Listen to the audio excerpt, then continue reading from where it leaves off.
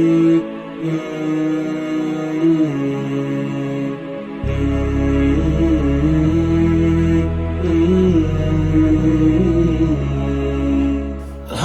Rabbil Alamin, wa salatu wa salam ala Rasulillah wa ala ahlihi wa sahbihi wa sallim. Assalamu alaikum wa rahmatullahi wa barakatuh.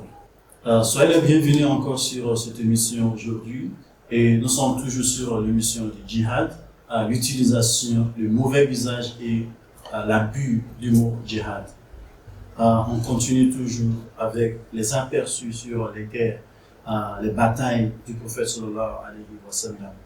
Et moi, c'est Teslim Adiyema, et j'ai avec moi toujours ici dans ce studio les deux frères qui vont nous aider à mettre la lumière sur ces batailles du prophète sallallahu alayhi wa sallam. J'ai avec moi Ustaz Murtala Saad, assalamu alaikum wa rahmatullah, et aussi Ustaz Mohsin Hamza, assalamu alaikum wa rahmatullah. Donc, aujourd'hui, Inch'Allah, Ustaz Mohsin, nous avons examiné un certain nombre de batailles et leur justification dans les épisodes précédents. La bataille de Hunayn est survenue après l'occupation de la Mecque, le Fath al-Makkah. Que s'est-il passé exactement ici? Pourquoi cette bataille a-t-elle eu lieu? Pourquoi les érudits le décrivent-ils comme défensif?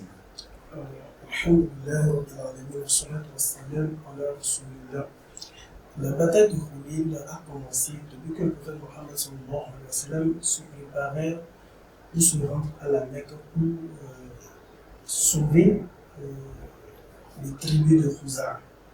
Le tribu de Khuzar a un traité avec le prophète Mohammed sallallahu alayhi wa sallam qui soit protégé par l'alliance. Et ils ont été exécutés par Banu Bakr à la Mecque. Donc, le prophète Mohammed sallallahu alayhi wa sallam, il a finalement décidé de se rendre à la Mecque pour le tuer de la Mecque et profiter en même temps pour sauver le tribu de Khuzar. Et déjà dans les préparatifs, comme il avait déjà des tribus après la bataille de Khandak, des petites tribus ont commencé par menacer le prophète Mohammed sallallahu alayhi wa sallam, et le prophète a corrigé quelques-unes de ces tribus. Nous avons sur la question de Hawazin, c'est quelque part qui est à l'est de la Mecque. Eux-mêmes, ils se voient comme des cibles. Donc, beaucoup de cette tribu-là, lorsqu'ils ont vu que peut-être voulaient sortir de la Mecque et la direction n'est pas connue, eux tous se voyaient comme des cibles. Ils avaient peur. Donc, le Prophète sallallahu alayhi wa sallam est parti à la Mecque. Après la conquête de la Mecque, il est revenu maintenant. Donc, ceux qui sont des Hawazin, eux-mêmes ont commencé par s'associer et jusqu'à qu'ils ont atteint 2000. Il y avait 2000 bataillons avec les femmes qui les encourageaient, qui chantaient avec les animaux, tout et tout, pour lutter contre le prophète Mohammed sallallahu alayhi wa sallam. En aller, vous ne l'avez pas entendu. De leur retour maintenant, ça devient ce qu'on appelle une menace. Selon eux, c'est pour libérer la Mecque des musulmans et finir avec les musulmans. Dans le plan de Mohammed sallallahu alayhi wa sallam, qu'est-ce qu'il a fait? Il a jugé bon de maîtriser la situation, ce qui est fait. Et finalement, ils ont maîtrisé ceux de Hawazin, qui étaient des tribus qui sont associées pour lutter contre le prophète Mohammed sallallahu alayhi wa sallam. Donc on peut dire par là, quelle conclusion, le n'avait pas l'intention de le toucher parce qu'il n'était pas une menace pour le prophète Mohammed sallallahu alayhi wa sallam. Mais de leur retour, ils se montrent maintenant qu'on doit faire quelque chose, il faut profiter de ça. Alors que le prophète Mohammed sallallahu alayhi wa sallam, après la conquête de la Mecque, il y a encore 2000 personnes qui ont remplacé l'islam.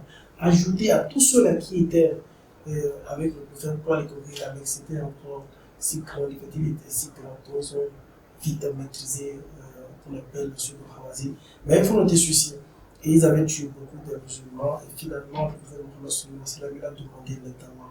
Donc sinon, le prophète avait plus compté sur l'effectif, et il a oublié de demander le secours d'Allah, et lorsque ils ont beaucoup, ils ont dit qu'est-ce qui se passe, il a demandé l'aide d'Allah, et Allah les a donné la victoire sur les Hawazin. C'était ça. Inch'Allah. Merci beaucoup. Ustaz Saad, qu'en est-il de la bataille du Taïf? Qu'est-ce qui justifiait cette bataille? Bismillah, sallallahu alayhi wa sallam, Muhammad wa sahbihi wa wala. Donc, toujours dans ces ordres d'idées, d'expliquer un peu les les raisons qui ont conduit le prophète sallallahu alayhi wa sallam à se comparer un peu, mais c'est déjà de recevoir des batailles. Cette fois-ci, la bataille de Taïf est justifiée parce que quand le prophète sallallahu alayhi wa sallam avait conquis la Mecque, et j'ai trouvé que la Taïf qui est juste là, à côté de la Mecque, et qu'ils étaient aussi des alliés de pourquoi. Et on se souvient, Taïf, même au début de la révélation du message de l'islam, le prophète sallallahu alayhi wa sallam s'est rendu là-bas pour les appeler à l'islam. Mais ces gens, ces tribus, par contre, ils ont repoussé le prophète sallallahu alayhi wa sallam, et donc même ils ont poussé des enfants à lui jeter du caillou jusqu'à ce que le prophète sallallahu alayhi wa sallam était blessé. Donc, cette même communauté, quand le prophète sallallahu alayhi wa sallam avait conquis la Mecque, il y avait un de ces tribus qui est l'un des hauts rois de Massoud, qui était un noble de Taïf, a demandé la permission du prophète sallallahu alayhi wa sallam d'aller accueillir ce peuple à l'islam, et les gens de Taïf, ils ont trouvé que ce n'était pas possible. Par contre, ils ont même assassiné monsieur qui s'appelle le roi de Massoud. Donc, son complice, le prophète sallallahu alayhi wa sallam, a appliqué ces gestes-là, n'ont pas l'intention de permettre aux gens qui désirent d'embrasser l'islam de le faire.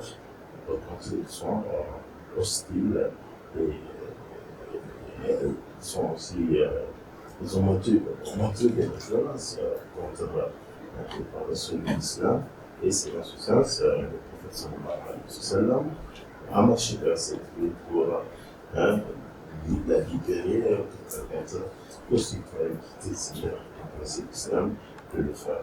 Donc, on comprend bien les raisons qui ont poussé le prophète Mohammed sallallahu alayhi wa sallam à mener cette bataille. C'est parce que ces gens-là ont été le premier à tuer un des messagers du prophète sallallahu alayhi wa sallam, qui est un musulman qui a embrassé l'islam, et il est retourné vers cette tribu pour propager l'islam au lieu de le permettre, parce que le message de l'islam, c'est un message universel.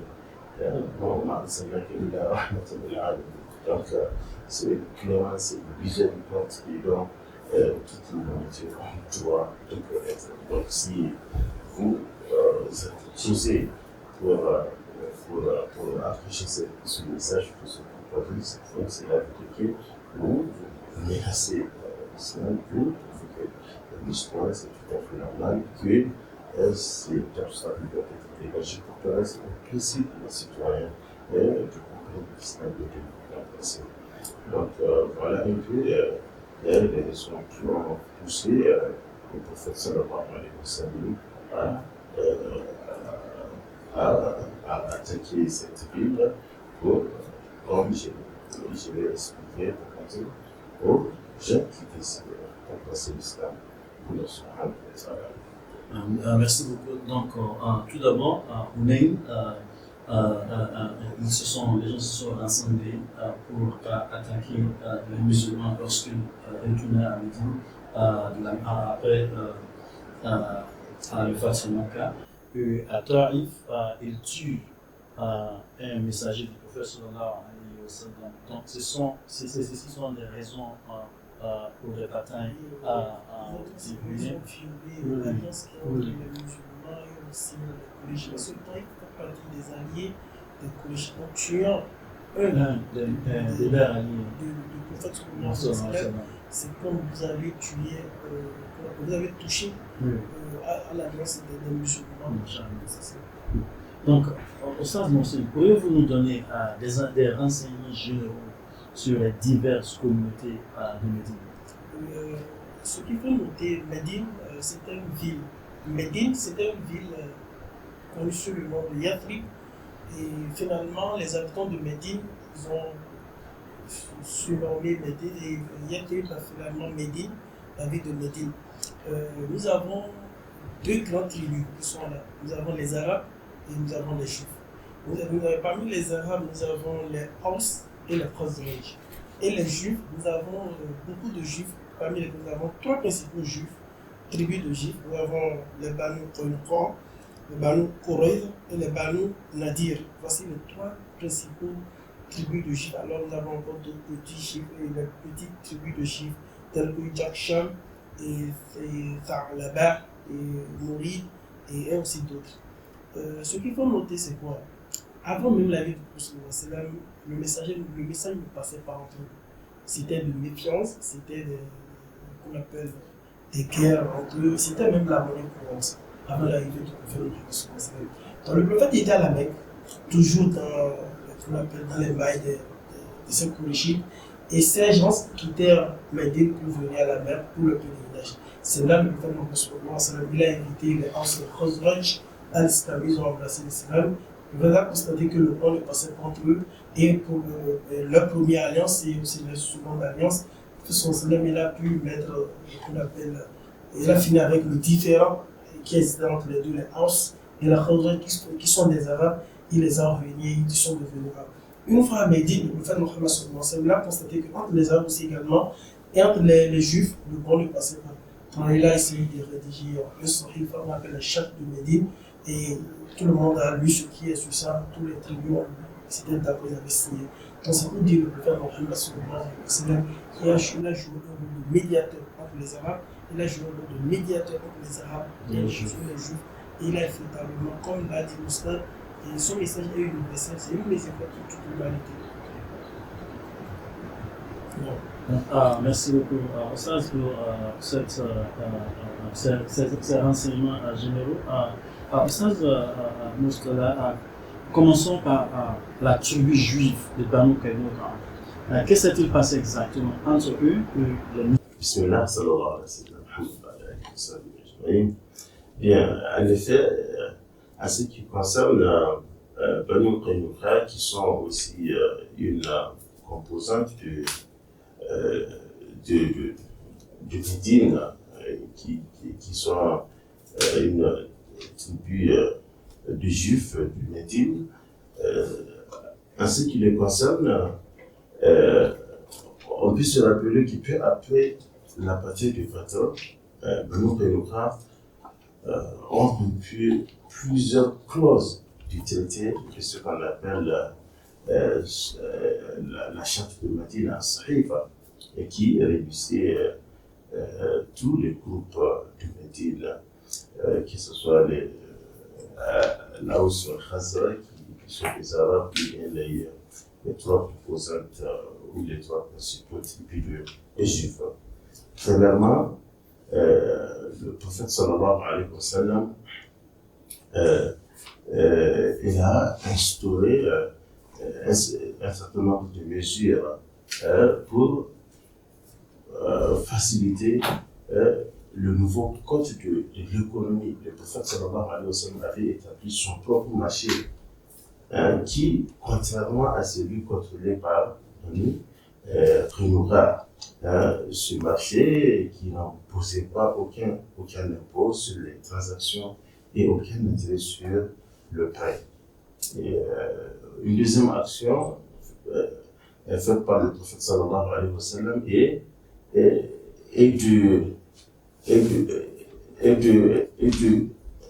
c'était plutôt cette action du prophète sallallahu alayhi wa sallam, c'était plutôt pas pour contrarier Banu Qaynuqa, c'était plutôt une des stratégies pour une société plus égalitaire, pour réduire le fossé qu'il y a entre les pauvres et les riches.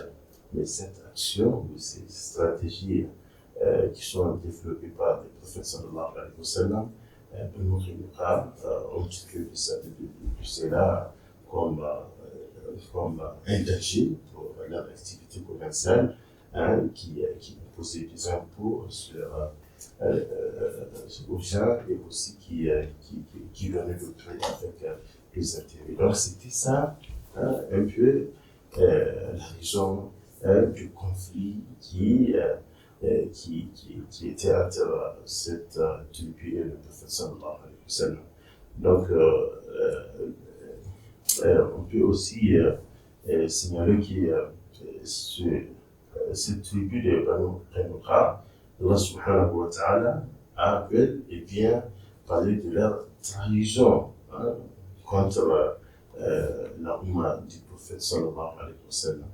Donc cette hostilité croissante entre Banu Qaynuqa et les musulmans s'est intensifiée après une bagarre sur le marché de Banu Qaynuqa entre un musulman qui a essayé de défendre le droit d'une femme qui a été harcelée et qui a été par un juif. Donc c'est cette bagarre qui a conduit à ce que les deux communautés ont commencé à avoir des bagarres et le prophète sallallahu alayhi wa sallam a été informé et pour que cette bagarre soit arrêtée et pour que le prophète sallallahu alayhi wa sallam aussi donne son verdict par rapport à cette bagarre. Donc c'est un peu ça qui était la raison qui, par après, le prophète sallallahu alayhi wa sallam a jugé utile que cette communauté de juifs qui sont Qaynuqa et qui ont commencé à trahir le pacte qui a été signé entre tous les groupes composés de Médine. Le prophète sallallahu alayhi wa sallam finalement il a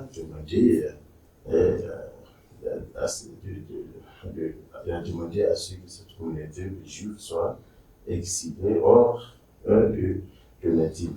Donc si on regarde avec une étude attentive de la chaîne des événements vers l'expulsion de Banu Qaynuqa, montre clairement qu'ils n'ont pas été expulsés parce qu'ils ont refusé d'accepter l'islam, ou parce qu'ils étaient juifs. Ce n'était pas ça les raisons, mais parce qu'ils ont violé le traité de paix de Médine et il faut préciser qu'on ne pouvait pas leur faire confiance pour défendre la ville de Médine.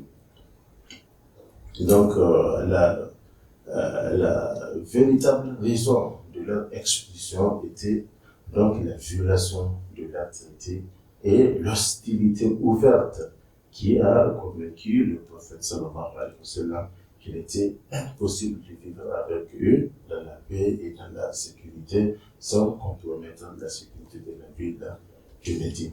Donc il est intéressant de noter que les deux autres principaux tribus juifs signataires du traité de Médine, il s'agit de Banu Nadir et aussi Banu Qurayza, n'ont pas tenté d'aider Banu Qaynuqa parce qu'ils savent bien qu'ils ont tort, ce sont eux qui ont commencé à trahir le pacte qu'il y a entre eux et le prophète sallallahu alayhi wa sallam. C'est pour cette raison qu'ils ne les ont même pas venus à l'aide, malgré qu'ils sont tous des juifs. Voilà. Donc ceci en soi est la preuve de la trahison de la tribu de Banu Qaynuqa. Donc il faut peut-être signaler à la fin que ces tribus soient restées, les deux tribus de juifs, elles étaient restées neutres. Ça nous montre que Banu Qaynuqa, ce sont eux qui ont trahi le pacte qu'il y a entre eux et le prophète sallallahu alayhi wa sallam qui a conduit à ce qu'ils soient expulsés de la ville de Médine. Masha'Allah. Donc, ils ont été expulsés et Banu Qurayza et Banu Nadir n'ont pas été expulsés. Ce qui démontre que l'expulsion de Banu Qaynuqa n'était pas parce qu'ils étaient des juifs, Mais c'était seulement parce qu'ils posaient des problèmes économiques et aussi ils ont tenté de violer l'intimité d'une femme musulmane. Voilà. Donc, merci beaucoup, Oustaz. La dernière question aujourd'hui, Inch'Allah, Oustaz Mohsin. Si on pense maintenant à une autre communauté, des Juifs à Médine, à la tribu de Banu Nadir, qu'est-ce qui s'est passé exactement entre eux et les musulmans qui a conduit à leur exil de Médine? Alhamdulillah, Rabbil Alamin, wa salatu wa salam ala Rasulillah. Banu Nadir fait partie des principaux tribus de Juifs à Médine. Après la bataille de Badr, les musulmans ont eu la victoire. Nous avons le chef de Banu Nadir qui s'appelle Ka'b bin Ashraf. Il était véritablement irrité. Il n'était pas d'accord. Selon lui, il est gêné. Il était le chef. Qu'est-ce qu'il a commencé? Il a devenu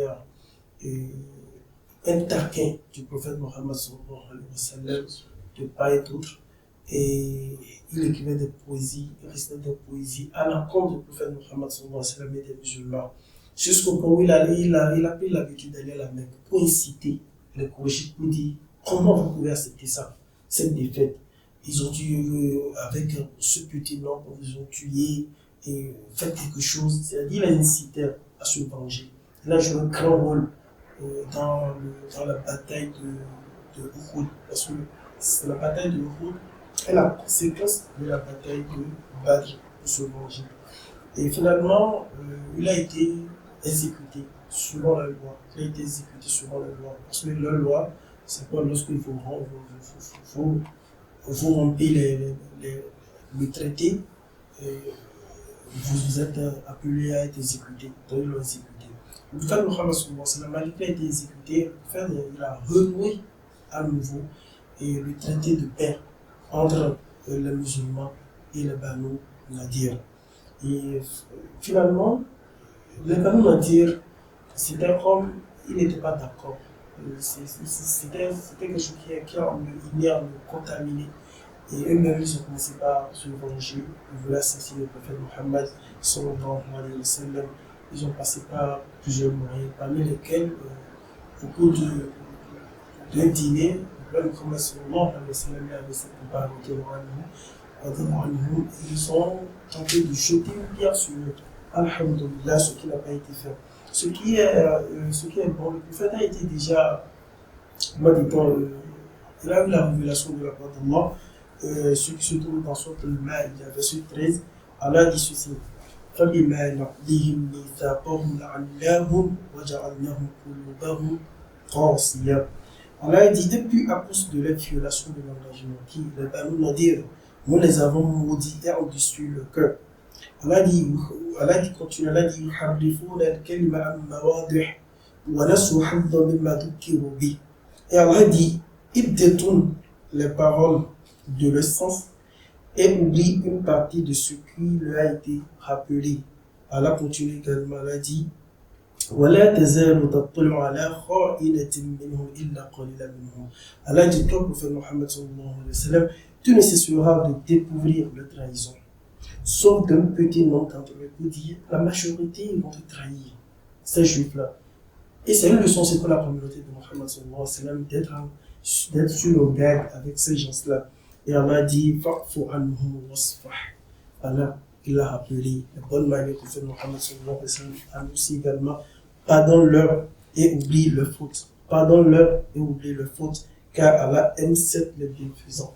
Donc, à travers ce verset qui a été revu au prophète Mohammed sallallahu alayhi wa sallam, il a compris davantage que ces gens, malgré ce traité qui a été renouvelé, je ne suis pas à l'abri. Il est toujours exposé au danger de ces gens-là. Et finalement, le prophète Mohammed sallallahu alayhi wa sallam, il a vu que les tentatives ont été nombreuses. Le prophète a de les expulser de la Mecque, on les a donné 10 jours. De les expulser de Médine, et on les a donné 10 jours, comme jour ultimatum, comme ultimatum pour quitter Médine. Finalement, ils ont quitté Médine. Ils se sont allés maintenant se rallier à qui? À les Banu Qaynuqa. les Banu Qurayza qui ont été expulsés, ils sont partis. Ils ont même essayé de compromettre aussi également les Banu Qutfan, c'est aussi une tribu de juifs. Ils ont aussi fait l'effort de compromettre aussi également les Banu Qurayza qui sont toujours à Médine en ce moment-là. Ils ont refusé. Mais le plus savait pertinemment que peu d'entre eux seulement vont respecter le traité. Et c'est ça. Donc le prophète Mohammed n'a pas expulsé Banu Nadir de Médine à cause de la religion. Non. Mais c'est plutôt à cause de la violation du traité de paix qui est entre les deux camps. Donc les Banu Nadir, ils ont violé le camp. Ça a commencé avec le chef qui s'appelle Kamboul Ashraf. Et par la suite, les autres, ils ont tenté à plusieurs reprises de tuer le prophète Mohammed. Malgré ça, le prophète a revenu avec eux. Il a repris encore le traité avec eux, mais ils n'ont pas respecté.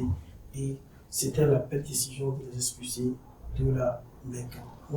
De Médine. De Médine, plutôt de l'expulser de Médine. C'est ça pour l'enfant.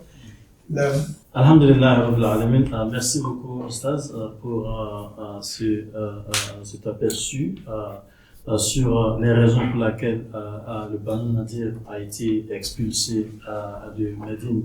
Nous avons vu dans tous ces exposés que les Ostaz ont fait ici que le prophète sallallahu alayhi wa sallam, la communauté musulmane de Médine, a été toujours des victimes d'une sorte de trahison ou même des complots par les juifs, les non-musulmans qui vivaient avec eux à Médine. Et pour se protéger, le prophète sallallahu alayhi wa sallam a décidé de les expulser à plusieurs reprises. Et il ne les a pas expulsés comme cela sans faire des efforts. Il a fait des efforts, mais malgré tout cela, tous ces efforts, il continuait toujours à faire des entraves sur les musulmans. Donc, pour cela, le prophète sallallahu alayhi wa sallam a décidé de les expulser de Médine. Inch'Allah, nous sommes arrivés à la fin de cette émission aujourd'hui. Mais on a encore beaucoup à parler sur ce sujet du djihad et on s'arrête ici aujourd'hui et on continue dans les épisodes suivants, Inch'Allah, pour faire toujours des détails sur le thème djihad. Merci beaucoup, Ostaz, pour votre présence aujourd'hui encore et à nos téléspectateurs aussi. J'aimerais vous dire toujours merci beaucoup de nous écouter et de nous regarder à la télé. Assalamu alaikum wa rahmatullahi wa barakatuh.